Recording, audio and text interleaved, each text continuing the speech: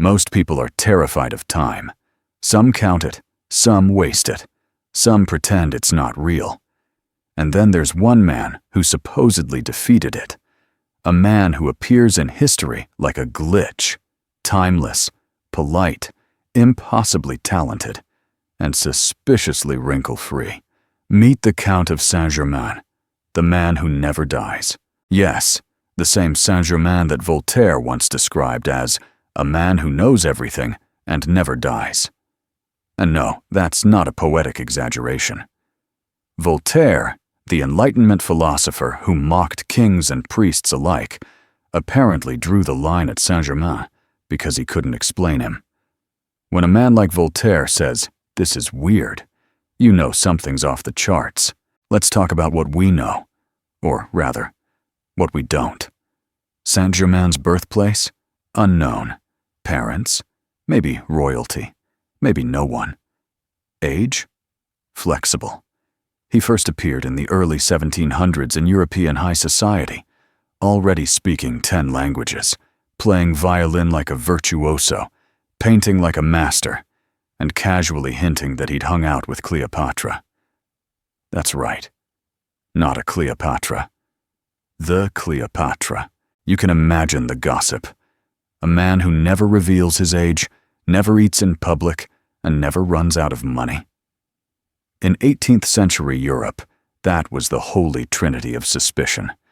He popped up in royal courts from Paris to London to Vienna, dazzling nobles with stories from centuries past, told in the first person. Were you really there? Perhaps. If he lived today, he'd probably have a podcast called Time, a Social Construct, and people would binge it while tweeting conspiracy threads about how he doesn't age. Let's pause here, because it's easy to laugh at old-world superstition, but Saint-Germain was basically the prototype for every mysterious genius influencer you've ever seen. Charismatic, secretive, fluent in everything, allergic to boredom. He claimed to have discovered the elixir of eternal youth, that little potion medieval alchemists spent centuries chasing. Of course, he never showed anyone the formula, because why ruin a perfectly good rumor? He was also an alchemist, a composer, and a diplomat. He advised kings, negotiated peace treaties, and composed music that, according to a few accounts, wasn't half bad. In other words, he was the Renaissance man 2.0, beta tested in powdered wigs. And here's where it gets fun. People swore they'd met him decades, even centuries apart. One countess in Paris claimed she saw him in 1710 and then again in 1760. Same face, same voice, same smug expression. When she said, "You haven't changed at all," he replied, "Madame, I am very old." Which is basically the most stylish way to avoid answering your age ever invented. Now, once you're labeled the man who never dies, people will start filling in the blanks for you. Some said he was the son of a Transylvanian prince. Others said he was a Portuguese Jew who cracked the code of immortality. One theory even claimed he was the reincarnation of a first-century mystic. He must have been exhausted keeping track of his own mythos. He was cited everywhere, in Paris teaching chemistry, in London performing violin solos, in Germany chatting with princes, in Russia advising Catherine the Great. Sometimes all in the same decade.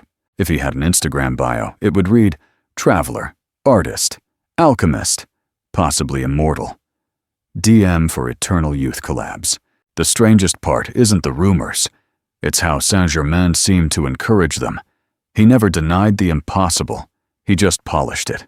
He'd drop a casual, "I was once close friends with Caesar," then shift to a violin solo. You can't fact-check charisma. It said he carried jewels everywhere. Diamonds, rubies, emeralds. Not for vanity, but because he infused them with alchemical power. He was seen at royal dinners refusing food, but happily sipping some mysterious liquid from a vial, probably wine. But immortality serum sounded more exciting, and maybe that's the key. Saint-Germain understood something about human psychology that we still haven't learned. People don't want truth. They want wonder. You can't sell facts at a dinner party, but you can absolutely sell mystery. To be fair, the man wasn't just a fraud. He was genuinely brilliant. He spoke Sanskrit when most Europeans didn't even know India was real. He experimented with dyes, cosmetics, and metal purification. His miracles were probably advanced chemistry that looked like witchcraft to 18th century eyes. Think about it. You live in a world where doctors still bleed people with leeches, and then this guy walks in, turning lead shiny and diamonds flawless. You'd call him immortal too, but Saint-Germain didn't exploit his fame for money or cults. He didn't start a church or sell potions. He seemed content being the weirdest man in the room, which, honestly, might be the most suspicious thing about him. Every story of immortality needs a death, preferably one that doesn't stick.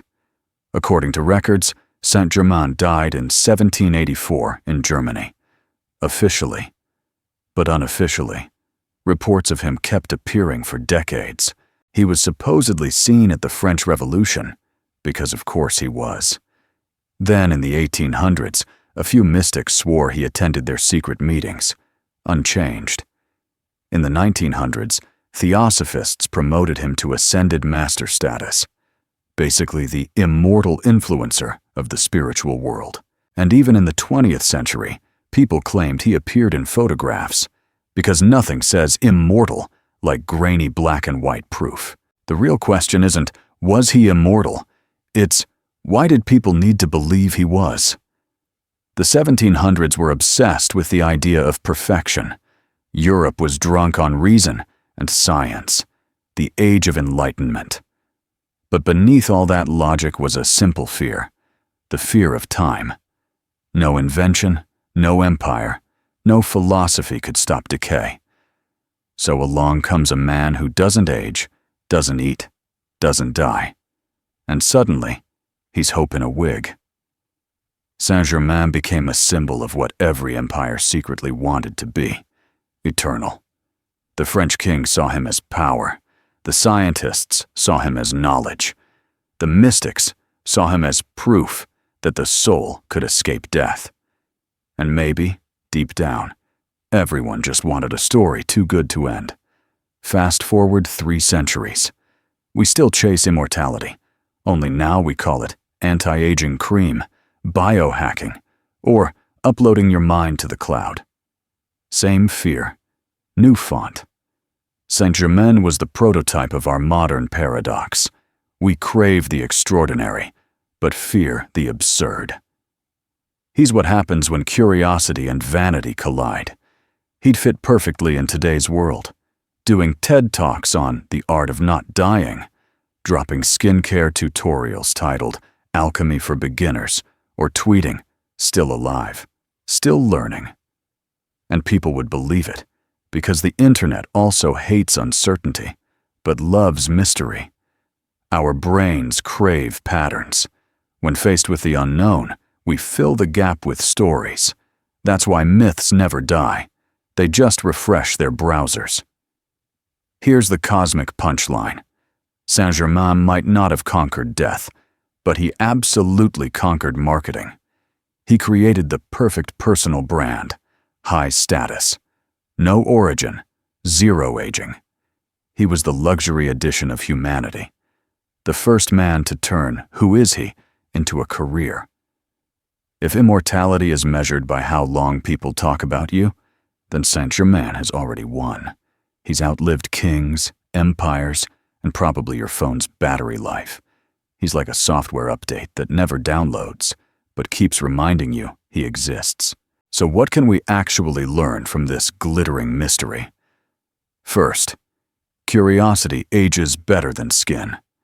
Saint-Germain might not have been immortal, but his curiosity was endless. He learned, explored, invented, long before Google Scholar made it cool. Second, silence is power. He never corrected the wild stories about himself. In a world obsessed with explaining everything, he mastered the art of saying nothing. And in that silence, people heard magic. Third, immortality isn't about never dying. It's about never disappearing. You and I will leave digital footprints. He left legends, different medium, same instinct, to be remembered.